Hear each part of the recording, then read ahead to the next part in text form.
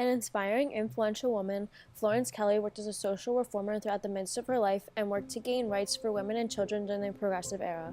Kelley was born on September 12, 1859, in Philadelphia, Pennsylvania, and was born into a wealthy yet very political family, which had a great influence on her roles and beliefs in society as an adult.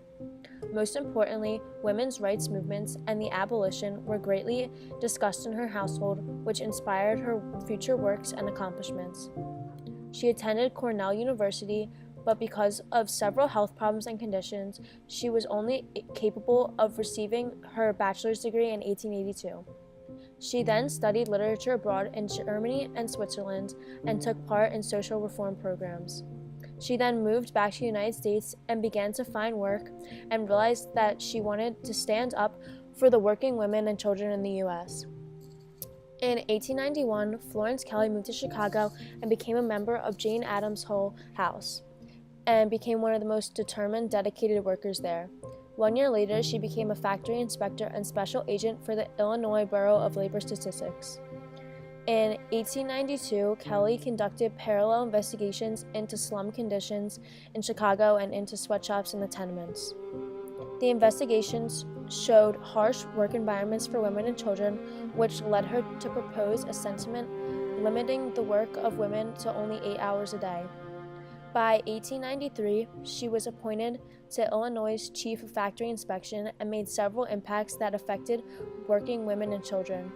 Kelley conducted and published many investigations, including the Hull House Maps and Papers, which displayed vivid pictures of miserable working and living conditions in factories and tenements. In 1899, she moved to New York to become the secretary of the National Consumers League, where she became a resident at the Henry Street Settlement and promoted federal legislation on hours and wages and child labor, as well as other reforms. She began an organization known as the National Consumer League. And what this league did was it informed consumers of products that were made by children through something known as the White Label campaign. Any product that was missing this white label, a consumer would be told that this was likely made by a child and to boycott it, to not buy it. It was quite effective in states like Illinois in starting to end child labor because it made it unprofitable for businesses to employ children. Kelley also published several works, including some ethical gains through legislation and modern industry, which impacted the rights of working women and children in the early 1900s. The characteristic of modern industry is an incessant change.